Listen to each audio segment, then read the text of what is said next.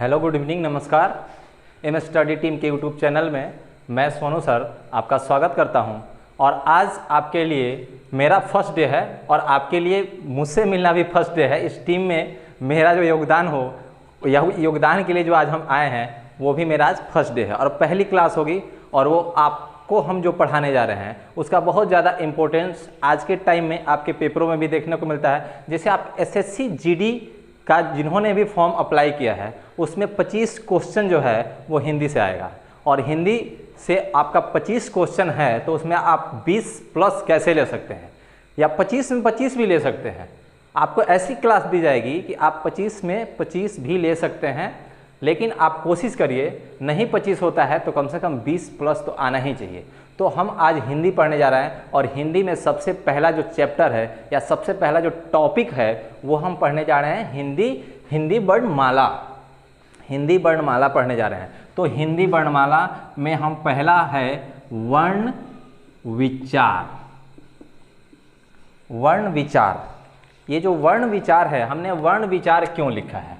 हम हिंदी वर्णमाला भी तो लिख सकते थे, लेकिन हिंदी वर्णमाला न लिख के हमने वर्ण विचार लिख दिया।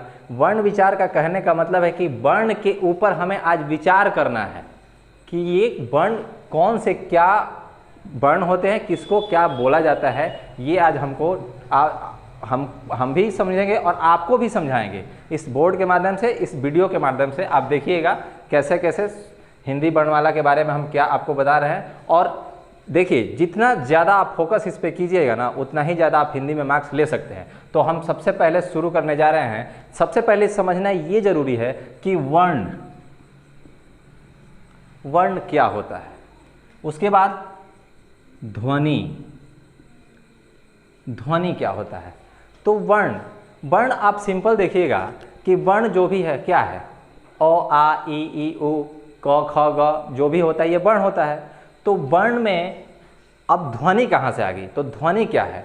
ध्वनि ये है जो कुछ भी साउंड, यानी कुछ भी जो हम बोलने का प्रयत्न करते हैं, जो भी हम बोलते हैं हमारे मुख से, यानी कि बोल लीजिए ऐसा, मानव मुख से जो भी साउंड निकलता है उसे ही ध्वनि बोला जाता है ना हिंदी में, कि वो ध्वनि है। तो ध्वनि को सुना जा सकता है, सिर्फ सुना जा सकता है, महसूस किया जा सकता है, लेकिन उसको लिखा नहीं जा सकता। लेकिन वर्ण को लिखा जा सकता है। तो वर्ण को लिखने का क्या तरीका है? अब यह वर्ण का मतलब क्या होता है तो आप सीधा समझ लीजिए, सिंपल है बिल्कुल, कि वर्ण का मतलब क्या होता है। ध्वनि का लिखित रूप ये होता है वर्ण। और ध्वनि क्या होता है? तो ध्वनि के विषय में अगर देखा जाए तो ये होता है वर्ण का मौखिक रूप। वर्ण का मौखिक रूप होता है। क्लियर? ध्वनि क्या होता है? वर्ण का मौखिक रूप, यानी कि मुख से सिर्फ उसको बोल सकते हैं, सुन सकते हैं, लेकिन ध्वनि को लिख के आप उसको डिनोट नहीं कर सकते, सूचित नहीं कर सकते। लेकिन वर्ण को हम सूचित करते हैं, उसको लिखा जा सकता है। उसी ध्वनि को हम वर्ण के रूप में लिख सकते हैं, यानी कि ध्वनि का लिखित रूप है वर्ण। तो वर्ण क्या कैसे लिखे जाते हैं? मान लीजिए कि हमने यहाँ लिख दिया अ, यहाँ लिख दिया ख, क, ये सब क्या है? ये वर्ण है। लेकिन अब इसको बोलने के लिए हम ध्वनि ना निकाल रहे हैं जी, अपने मुख से साउंड निकाल रहे हैं, साउंड क्रिएट कर रहे हैं, इसीलिए इसको ध्वनि कहा गया। तो इसीलिए बोला गया कि वर्ण का मौखिक रूप, मुख से ये ध्वनि हम निकाल रहे हैं वर्ण के लिए। और वर्ण क्या है? ध्वनि का लिखित रूप। उसी ध्वनि को हम लिखित रूप दे देंगे, जैसे अ दे दिया, क लिख दिया, ख लिख दिए, जितने भी वर्ण लिखे जाएंगे ये सब ध्वनि के ही लिखित रूप हैं। तो यहाँ तक तो ये आपको बात क्लियर हो गई। ये एक पृष्ठभूमि था इसका, जो इसको आपको समझना बहुत ज़रूरी था। और इसको अब जानने के लिए और मतलब डिटेल में जाएंगे, बहुत गहराई से इसको पढ़ेंगे। तो अब हम बात करने जा रहे हैं हिंदी वर्णमाला की, यानी कि पूरी हिंदी वर्णमाला देखा जाए तो हिंदी वर्णमाला में संख्या कितनी होती है। छोटे छोटे बच्चों को भी, या बचपन में भी आप पढ़े होंगे, छोटे छोटे बच्चों को भी ये ज्ञात है कि हिंदी वर्णमाला की टोटल संख्या, कुल संख्या कितनी है? 52। टोटल संख्या कितनी है? तो 52 है। पर 52 में से हम ये देखते हैं कि स्वर कितनी है? तो स्वरों की संख्या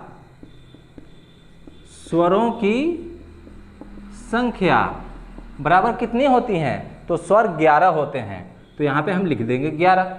अब 11 में से स्वर कौन कौन से 11 होते हैं, तो अब हम बात करने जा रहे हैं कौन कौन से हैं। तो स्वरों की संख्या 11 है, तो ये 11 स्वर कौन कौन से हैं, तो आप देख लीजिए। अ, आ, ई, उसके बाद उ, उसके बाद आता है उ, उसके बाद आता है, एक साइड में हम यहाँ लिख लेते हैं री, क्योंकि ये भी इसी में काउंट होता है, बाद में समझाते हैं। उसके बाद आता है ए, ऐ, ओ और औ। तो हम देखते हैं कि स्वरों की संख्या 11 मैंने, अब 11 आप गिन के देख लीजिए, 1 2 3 4 5 6 7 8 9 10 और 11। अब इसमें क्या करना है कि हमें वर्गीकरण करना है। अब इसके अलग अलग नाम भी हैं, तो वर्गीकरण में हमको देखना है इसको छांटना कहाँ से है। तो छांटना कहाँ से है, तो आप देख लीजिए, एक निकाल देंगे अ, उसके बाद निकाल देंगे ई, उसके बाद निकाल देंगे ये ऊ और ये री। अब ये 4 हमने जो निकाले, आप सोच में पड़े होंगे कि सर ने 4 को अलग क्यों कर दिया। तो अभी हम बात कर रहे थे वर्गीकरण की, तो 4 को अलग क्यों कर दिए, तो इसके बारे में आप जान लीजिए। ये जो 4 हैं, इनको एक नाम दिया गया है, वो नाम है मूल स्वर, और इसको हम ह्रस्व स्वर भी बोलते हैं। तो इसका नाम क्या दिया गया है, मूल स्वर या ह्रस्व स्वर, ह्रस्व स्वर। तो ये मूल स्वर या ह्रस्व स्वर है। अब बाकी जो बच गए आपके सामने हैं, आप भी बता सकते हैं कि कौन कौन से बच गए। तो अब अगर हम यहाँ लिख देते हैं, मान लीजिए कि हम ऐसे कर दिए पूरा, और इसमें हम लिख देते हैं आ, बड़ी ई, बड़ा ऊ, ए, ऐ, ओ और औ।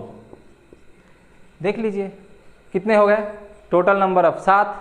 तो 7 में से भी आप वर्गीकरण कर सकते हैं, करने की जरूरत नहीं पड़ेगी, लेकिन करके आपको बताना जरूरी कि आप समझ पाएं कि चूंकि इसको कहते क्या हैं। तो ये जो 3 हैं, अ, आ, बड़ी ई और ऊ, जो ये तीनों हैं, इसको हम नाम देते हैं मूल दीर्घ स्वर, मूल दीर्घ स्वर। ठीक, उसके बाद बच गया क्या, ए, ऐ, ओ और औ। तो इसमें से जो 4 बच गए, इसको हम बोल देते हैं यहाँ से लेके, और मान लीजिए कि इसको हम मिटा दें यहाँ, तो यहाँ अगर हम लिख देते हैं औ, तो ये जो 4 हैं, यहाँ से आप कर लीजिए, जो 4 हैं, तो इसको हम बोल देते हैं संयुक्त स्वर। क्लियर, इसका भी वर्गीकरण हो गया, ये मूल दीर्घ स्वर और ये संयुक्त स्वर। लेकिन इन दोनों को मिला के पूरा 7 को, जो 7 संख्या, उसको क्या बोला जाता है, दीर्घ स्वर। तो इसको हम टोटल अगर बोलेंगे तो दीर्घ स्वर है, दीर्घ स्वर। यानी कि जो 7 बच जाते हैं उसको दीर्घ स्वर बोला जाता है, और ये जो 4 है अ, ई, ओ, री, इसको मूल या ह्रस्व स्वर बोला जाता है। अब स्वर की यहाँ तक बात हो गई। अब आपको ये सोच रहे हो कि अ, आ जो हम पढ़े हैं बचपन में, उसमें से जो अंग और अ है, इसको सर ने क्यों छोड़ दिया। तो अब इसके बारे में भी आप देख लीजिए। अब एक बार थोड़ा इसको हम मिटा देते हैं। तो बात करने जा रहे हैं अंग और अह की। तो अब अंग और अह के बारे में भी जान लीजिए, ताकि आपका जो भी डाउट होगा इसका वो आपको क्लियर हो जाएगा। तो जो अ और आ की जो बात हो रही थी, यानी स्वरों की बात हो रही थी, उसमें मैंने सिर्फ 11 आपको बताया। लेकिन उसमें आप देखते होंगे कि लास्ट में अंग और अह भी आते हैं। तो अंग और अह को मैंने क्यों छोड़ दिया, और ये स्वर में काउंट क्यों नहीं होते हैं। स्वर में काउंट ये इसलिए नहीं होते हैं कि ये है तो स्वर में ही, लेकिन ये विसर्ग के स्वरूप बोले जाते हैं, यानी कि विसर्ग के रूप में बोले जाते हैं, इनको अलग से बोला जाता है। और एक बात और है, ना ही तो ये स्वर में काउंट होते हैं और ना ही ये व्यंजन में ही काउंट होते हैं। इसीलिए इसका एक नाम दिया गया है अयोग वाह, यानी कि ये जो 2 हैं इसको अयोग वाह बोला गया। अयोग वाह क्यों, क्योंकि देखिए लिखित रूप में तो ये स्वर में आते हैं, लिखित रूप में, यानी कि लिखित लेखन के आधार पे ये स्वर में आते हैं, लेकिन उच्चारण के आधार पे ये विसर्ग में आते हैं। इसके लिए इसीलिए इसको स्वर में काउंट नहीं किया गया है। और अयोगवाह क्यों? क्योंकि ये इनके सजातीय योग जो होता है, इनका जो सजातीय योग है उसके आधार पे सजातीय योग इनका नहीं बनता है, इसलिए इनको अयोग कह दिया गया है। लेकिन अयोग तो हैं, लेकिन उसके बाद भी ये अर्थ प्रकट करते हैं, यानी कि अर्थ का वाहन करते हैं, इसीलिए इनको वाहन यानी कि अयोग वाह कह दिया गया है। क्या है? अयोग वाह। तो इनका नाम क्या हो गया? अंग और अह का नाम होता है अयोग। ये हमेशा ध्यान में रखना, आपके पेपर में पूछ सकता है, आपको ऑप्शन में दे देगा और बोल देगा कि इनमें से अयोग वाह कौन से हैं, यानी कौन सा जोड़ा अयोग वाह है। तो आपको ध्यान में रखना होगा कि अंग और अह अयोग वाह है, ये स्वर में काउंट नहीं होते हैं। तो यहाँ तक स्वर की बात हो गई। अब स्वर में एक चीज और है, वो जानना सबसे ज़्यादा जरूरी है कि वो है क्या। तो स्वर कितने प्रकार के स्वर? तो अभी मैंने पहले बता दिया, मूल स्वर, दीर्घ स्वर, लेकिन एक स्वर और बच रहा है, और वो स्वर कौन सा है? तो वो स्वर है, उसको बोलते हैं प्लुत स्वर। प्लुत स्वर। अब प्लुत स्वर का मतलब आप सोचेंगे प्लुत स्वर क्या होता है? तो अब देख लीजिए, मूल जो स्वर है उसको बोलने में बहुत कम समय लगता है, जैसे अ, ई, उ, री, तो ये कम समय लगता है। लेकिन वहीं दीर्घ स्वर में उससे दोगुना टाइम लगता है बोलने में, जैसे आ, ई, उ, ए, ओ और औ। तो इसमें ज़्यादा टाइम लगा, यानी कि जो मूल स्वर है उससे दुगना टाइम लगा है, इसलिए उसको दीर्घ स्वर बोला गया था। और अब अगर प्लुत स्वर की बात करें तो ये जो मूल स्वर है उसका 3 गुना टाइम लगता है, यानी कि तिगुना टाइम लगता है, इसको बोलने में ज़्यादा टाइम लगता है। तो एक इसका उदाहरण है, आप देखिएगा कहीं किताबों में आपको देखने को मिलेगा। एग्जाम्पल इसका क्या है? तो वो है ओम, ऐसे लिखा जाता है ओम। अब आप बोल के देखिए ओम, कैसे भी ओम का उच्चारण तो ऐसे ही होता है ओम। कितना टाइम लग रहा है? तो इसमें अधिक टाइम, यानी कि तिगुना टाइम लग रहा है, या तिगुना से भी अधिक लग सकता है, तो इसको ओम। तो यही ये उदाहरण है किसका? प्लुत स्वर का। आप जैसे अब राम लिखते हैं तो राम सिंपली ऐसे लिखा जाता है, लेकिन अब राम को अगर हम थोड़ा उच्चारण, जैसे राम है, भगवान का नाम है, तो जैसे वो ओम है, वो भी आप क्या है, आप धार्मिक दृष्टि से देखिएगा तो ओम का बहुत महत्व है, इसलिए उसको ओ, शंकर भगवान को खुश करने के लिए ज़्यादा देर तक हम ओम का उच्चारण करते हैं ओम, तो लोग बोलते हैं शंकर भगवान खुश हो जाएं। वैसे राम है, राम भी तो एक भगवान ही माने जाते हैं अपने हिंदी संस्कृति में।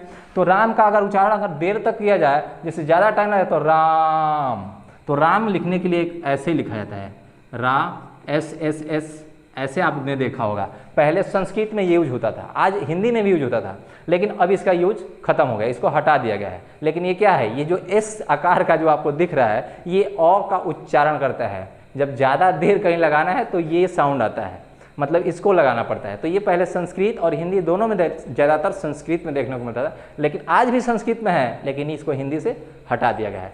तो आपको किस किस का पता लगा, एक बार रिवाइज देख लेते हैं। पता किस किस का आपको हो गया, तो रिवाइज देख लीजिए। स्वर कितने प्रकार के, तो देख लीजिए, मूल स्वर, दीर्घ स्वर, और तीसरा क्या है, प्लुत स्वर। तो आपसे पेपर में पूछेगा कि स्वर कितने होते हैं, मतलब स्वरों का प्रकार कितना होता है। तो स्वर 3 प्रकार के होते हैं, मूल स्वर, दीर्घ स्वर और प्लुत स्वर। कहीं कहीं पूछ देता है कि स्वर कितने प्रकार, तो उसमें 3 देता ही नहीं ऑप्शन में, वहां पूछ देता है आपको 4।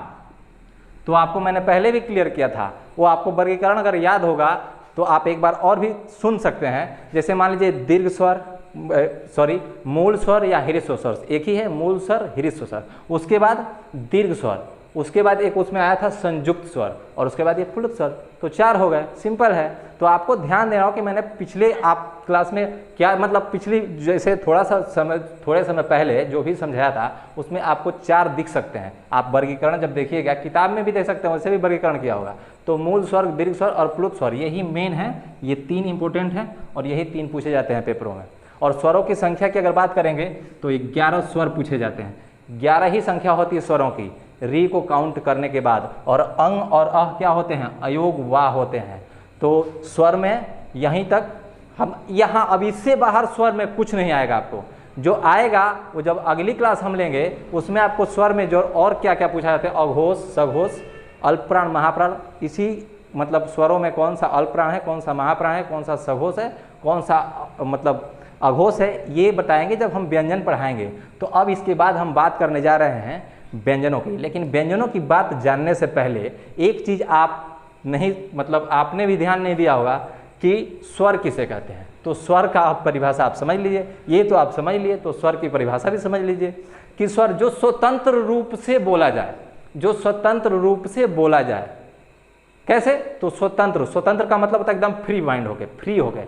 तो जब आपके मुख से यानी कि मानव मुख से जो भी ईयर निकलती है, जो भी साउंड निकलेगा वो स्वतंत्र रूप से निकलेगा, बीच में किसी प्रकार का रुकावट और किसी प्रकार का कंपन नहीं होगा, उसी को हम स्वर बोलते हैं। तो आप किताब से भी देख सकते हैं कि स्वर का अच्छे से परिभाषा लिखा होगा कि स्वतंत्र रूप से बोले गए ध्वनि को हम स्वर कहते हैं या बोले गए वर्ण को हम स्वर कहते हैं। तो यहाँ तक आप समझ लिए। अब हम बात करने जा रहे हैं व्यंजन की।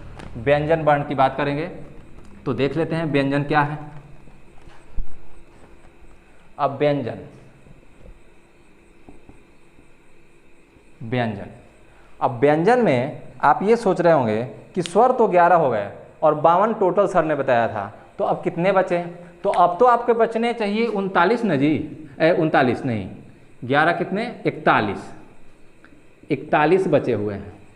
41 और 11 ही तो मिला के 52 होते हैं, तो 41 बच गए। अब इसमें से देखना है कि हमें व्यंजन, तो मूल रूप से जो व्यंजन होता है वो उसकी संख्या सिर्फ 33 होती है, 33 होती है, और बाकी जो बच जाएंगे उसके अलग अलग नाम हैं, वो भी आपको बताया जाएगा, लेकिन वो दूसरी वीडियो में बताया जाएगा। पहले आप इसको समझिए। इसको समझने के लिए हम सबसे पहले हमें क से लेकर के और म तक जो 25 होते हैं उसको लिखना होगा, तभी तो आपको समझ में आएगा। तो इसको लिख लेते हैं। तो मान लीजिए हमने लिख दिया क, ख, ग, घ, अड़, अंगा या अड़ा बोल सकते हैं। यहाँ पे च, छ, ज, झ, य, उसके बाद ट, ठ, ड, ढ, अड़, उसके बाद क्या आता है? त, थ, द, ध, ध और न। उसके बाद आएगा प, फ, ब, भ, म। अब यहाँ देखिए ये 5-5 के जोड़े में आपको दिखाई दे रहा है। तो 5-5 के जोड़े में जो आपको दिखाई दे रहा है ये क से लेकर और म तक, क से लेकर और म तक की संख्या होती है टोटल कितनी? 25। वैसे भी 25 होता है, 5 × 5 लेकर 25। तो क से लेकर अंग तक, च से लेकर य तक, ट से लेकर अण तक, त से लेकर न तक और प से लेकर म तक। तो ये क्लियर 25 आपको दिखाई दे रहा है। अब इसमें हमें जानना है कि ये जो व्यंजन वर्ण है, पहला तो आप ये समझ लीजिए कि अगर आपको एक चीज़ बता रहे हैं हम, आप यहाँ एक बड़े टिपिकल है ये देखिए, जैसे हमने ये क लिख दिया और नीचे हलंत लगा दिया।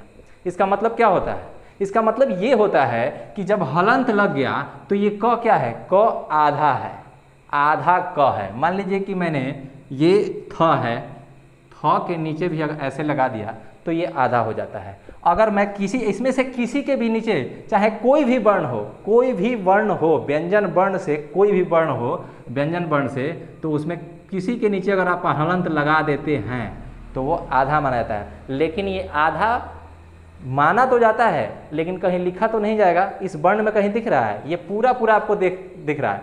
तो अब ये आधा में अगर हम मान लीजिए कि ख में आधा में अ जोड़ेंगे तभी ये पूरा ख होता है। क में अगर जोड़ेंगे अ तो ख होता है, क होता है। थ में अ जोड़ेंगे तभी, यानी कि स्वर जोड़ा जा रहा है। तो स्वर जोड़ा जा रहा है तभी ये पूरा हो रहा है, यानी कि पूरा एक वर्ण बन रहा है, एक अक्षर बन रहा है।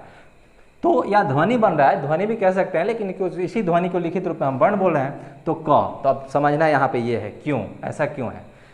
कोई भी व्यंजन, जो भी व्यंजन है, कोई भी व्यंजन हम तब तक नहीं बोल सकते हैं जब तक स्वर की सहायता न ली जाए। तो बिना स्वर की सहायता से व्यंजन को नहीं बोला जा सकता है। आप इसको आधे क को क्या बोलिएगा, क्या बोल सकते हैं, कुछ नहीं।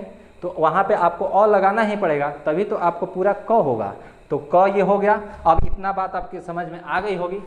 तो अब ये देख लेते हैं, अब देखते हैं।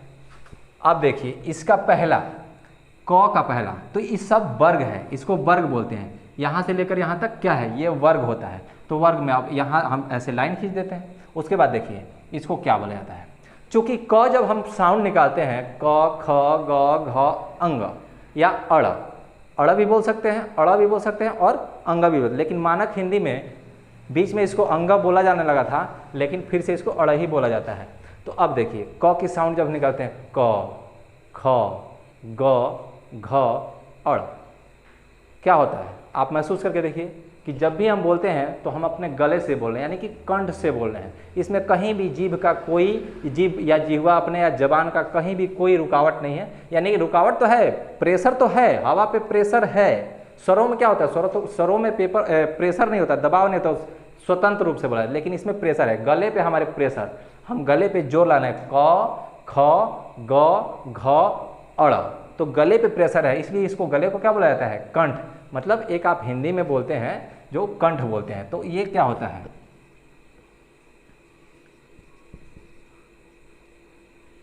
ये कंठ व्यंजन होता है। क्या होता है, कंठ, क्योंकि ये कंठ यानी गले से बोला जाता है। तो ये कंठ व्यंजन हो गया। यानी कि ये क वर्ग जो है, ये क वर्ग जो है, क वर्ग ये क्या है, क्या है, ये कंठ व्यंजन है। लेकिन जब यही च वर्ग में आएंगे तो च कहाँ से बोला जाता है। तो अब आप एक चीज़ समझ लीजिए, मान लीजिए कि हम यहाँ पे दे दिए आपको, एक ऐसे बना दिए, ये गला है, ठीक है, ये गला है। अब यहाँ से जो भी साउंड निकल रही है तो ये गले से, यानी कि इसको कंठ बोला जाता है। तो ये क्या हो गया, कंठ से बोला जा रहा है। तो कंठ से, इसीलिए इसको कंठ कह दिया गया, कंठ। तो ये कंठ व्यंजन। अब जब हम च वर्ग का उच्चारण करते हैं तो इसके थोड़ा सा गले से थोड़ा ऊपर जाते हैं, यानी कि उसको हम बोलते हैं तालु। तो आप बोल के देखिए, च, आपकी जीवा कहाँ जा रही है, तालु को टच कर रही है, आपकी जो जबान है वो तालु को टच कर रही है, इसलिए इसको हम क्या बोल देते हैं, इसके ऊपर जब जाइएगा तो ये तालु होता है, इसीलिए इसको हम तालव्य बोलते देते हैं, तालव्य। अब इसके ऊपर जब हम जाएंगे ट वर्ग बोलने के लिए, तो ट के लिए क्या होता है, ट जब साउंड निकालते हैं तो आप देखिएगा जो हम च बोल रहे थे, आपकी जो जुबान है यानी कि जिह्वा है, टंग है, वो कहाँ जाएगी, वो तालु से थोड़ा सा ऊपर जाएगी। तो उसको हम तालु से थोड़ा सा जब ऊपर जाएगी तो उसको हम बोल देते हैं मूर्धा, इसीलिए ये मूर्धन्य होता है। मूर्धा है तो मूर्धन्य हो गया, ठीक, ये हो गया। उसके ऊपर जब हम जाते हैं तो दंत आता है। अब जब मूर्धा के ऊपर जाएंगे तो जैसे हम त बोलते हैं, त थ द ध न, आप ये बोल के देखिए, आपकी जो जीभ है यानी कि जबान है वो कहाँ टच कर रही है, दांतों को टच कर रही है, इसीलिए इसको हम दंत बोल देते हैं, दंत, यानी कि दंत से, दांत से बोला जाता है। त थ द ध न, ये दांत से बोला जा रहा है। अब आ जाएंगे हम मुख पे अपने, जहाँ से हमारी साउंड निकल रही है, जहाँ से हमारी साउंड निकल रही है तो इसको क्या बोलते हैं, इस एरिया को हम बोलते हैं ओष्ठ। क्या बोलते हैं, ओष्ठ बोलते हैं, इसीलिए इसको ओष्ठ लिख देते हैं। तो ओष्ठ यानी कि होठ, आपके लिप्स। अब आप बोल के देख लीजिए खुद, आपको समझ में आएगा। प फ ब भ म, क्या हो रहा है, दोनों जो लिप्स हैं बोलते वक्त ये अपने आप मैच कर रहे हैं, यानी कि टच कर रहे हैं, दोनों लिप्स मिल जा रहे हैं। तो इसीलिए प फ ब भ म बोलने के लिए आपको दोनों ओष्ठ जो है मिल जाते हैं, इसीलिए इसको ओष्ठ व्यंजन। तो आप वहाँ से देख लीजिए, आपको बिल्कुल समझ में आ जाएगा। अब दंत किससे, ये च वर्ग किससे बोला जा रहा है, तो तालव्य से। तो ये हो गया तालव्य, तालव्य व्यंजन, व्यंजन, ठीक। वही उसी प्रकार आप देख लीजिए, जो ट वर्ग है मूर्धा से बोला जा रहा है, तो आपका क्या हो जाएगा, ये हो जाएगा मूर्धन्य, मूर्धन्य व्यंजन। उसके बाद आप देखिए दंत, त वर्ग जो है वो दांत से बोला जाता है, इसलिए इसको दंत व्यंजन बोलते हैं, दंत व्यंजन, दंत व्यंजन। उसके बाद आप देखिए ओष्ठ, लास्ट वाला, तो ये आपका आता है ओष्ठ से बोला जाता है, इसलिए इसको बोला जाता है ओष्ठ व्यंजन, ओष्ठ व्यंजन। क्लियर? यहाँ तक आपके डाउट क्लियर हो गए होंगे।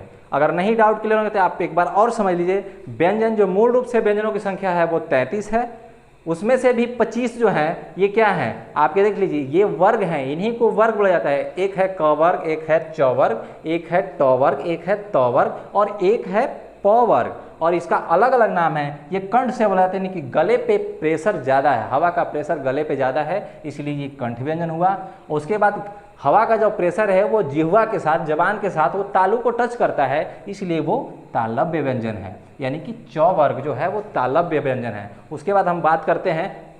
तो ट क्या है? हवा का प्रेशर हमारे मूर्धा पे टच कर, यानी कि तालु के ऊपर टच करता है, वो भी किसके साथ? जिह्वा के साथ। तो ये मूर्धन्य व्यंजन हो गया। उसके बाद हम बात कर लेते हैं फिर से एक बार दंत व्यंजन। तो जितने भी त थ त वर्ग के जितने भी वर्ण हैं, 5 वर्ण, उन सभी को हम दांत जीभ से टच करती है जब हम बोलते हैं। हमारी जब साउंड यानी कि हवा के साथ जीभ जो है वो दांत को टच करती है, इसलिए इसको दंत व्यंजन। और प जो लास्ट वाला है प फ भ म, ये आपके ओष्ठ को टच करता है। दोनों ओष्ठ मिल जाते हैं आपस में बोलते वक्त, इसीलिए हम इसको ओष्ठ व्यंजन का नाम देते हैं। यहाँ तक क्लियर हो गया? अब एक चीज़ और देख लीजिए, जो 33 हैं अभी तक तो ये 25 हुए। अब इसके आगे हम आपको जो समझाने जा रहे हैं उसके पहले इसको मिटा देना पड़ेगा। देखिए हिंदी जो भी है, आपको हम कह रहे हैं ना कि हिंदी में आपके 25 में से 25 क्वेश्चन आप कर सकते हैं अगर आप थोड़ा सा ध्यान देंगे तो। अब यहाँ तक तो हमने कर दिया था, अब आपके पास बच गया य, र, ल, व। यही मेन समझने का चीज़ है और बहुत इंपॉर्टेंट है, इसी से क्वेश्चन ज़्यादातर पूछा जाता है। एक है य, र, ल के बाद श, श, स और ह। एक चीज़ देखिए, य, र, ल, व, य, र, ल, व, इसका नाम दिया गया है हिंदी व्याकरण में अंतस्थ व्यंजन।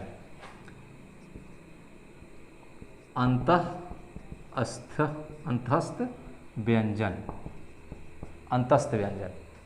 और इसका नाम है ऊष्म व्यंजन। ऊष्म व्यंजन क्यों नाम दिया गया है इसका? इसका ऊष्म और इसका अंतस्थ क्यों दिया गया है तो आप समझ लीजिए। अब जो ये य, र, ल, व है, इसमें देखिए य और व जो दो हैं, ये जो दो हैं य और व, ये दोनों को हम बोलते हैं, दोनों को बोलते हैं अर्ध स्वर। अर्ध स्वर, अर्ध स्वर क्यों? क्योंकि य को बोलने में स्वर से ज़्यादा और व्यंजन से कम वक्त लगता है, कम टाइम लगता है, इसलिए इसको अर्ध स्वर बोलते हैं। व को भी व्यंजन से कम और स्वर से ज़्यादा समय लगता है बोलने में, इसलिए इसको हम अर्ध स्वर का नाम दे देते हैं। अब हम बात करते हैं ल की। ल क्या है? अब ल को जब बोलिएगा तो ल, जो आपकी जिह्वा है, आपकी जो जुबान है वो बैक साइड में यानी कि तालू के तरफ जाती है, मतलब जिह्वा पीछे की तरफ मुड़ती है और साइड से हवा निकलती है। जब पीछे की तरफ जीभ मुड़ती है ऊपर की तरफ तो साइड से हवा, यानी कि बगल से। तो बगल के लिए, साइड के लिए क्या एक वर्ड हिंदी व्याकरण में एक विशेष वर्ड है, उसका नाम है पार्श, यानी कि पार्श्विक। पार्श्विक, पार्श्विक व्यंजन इसको बोला जाता है। पार्श्विक आपने नाम सुना होगा, जैसे पार्श्विक, जो पार्श्विक गायक होते हैं या गायिका होती हैं, जैसे उदित नारायण बॉलीवुड में पार्श्विक गायक हैं, या लता मंगेशकर का नाम आपने सुना होगा तो वो पार्श्विक गायक हैं। और वैसे हम र की बात कर लेते हैं कि र क्या है। तो र भी वैसा ही है, लेकिन र भी ऊपर की तरफ जाता है, लेकिन ये बेलन की आकार, बेलन की तरह मुड़ता है और वहाँ पर रगड़ पैदा होती है, इसलिए इसका नाम दिया गया है लुंठित। लुंठित व्यंजन से देख लेते हैं, लुंठित व्यंजन। क्लियर? य, र, ल, व में से ये तो चारों हैं अंतस्थ व्यंजन, लेकिन ये है र लुंठित व्यंजन है और ल जो है वो पार्श्विक व्यंजन है। ये क्लियर हो गया होगा। अब हम बात कर लेते हैं स, स और ह की। तो स और ह, पहले अपने यहाँ प्रॉब्लम क्या है? अपने यहाँ प्रॉब्लम ये है कि ये जो स, ह जो है, श, ये जो तीनों स है ना, यहाँ पे प्रॉब्लम है कि 99% लोग इसको कैसे बोल देते हैं? एक ही तरीके से बोला जाता है, लेकिन एक ही तरीका नहीं है इसका। ये जो बड़ा स है ये तालु से बोला जाता है सर, तालु से, इसको तालु से बोला जाता है, तालु, यानी कि तालव्य है, ये तालव्य स है। और इस स को बोला जाता है मूर्धा से, तो ये मूर्धन्य है, ये मूर्धन्य स बोला जाता है इसको। और इसको बोला जाता है दांत की सहायता, यानी कि दांतों की जड़ से, दांत की सहायता से बोला जाता है, इसलिए इसको बोला जाता है दंत स, दंत स।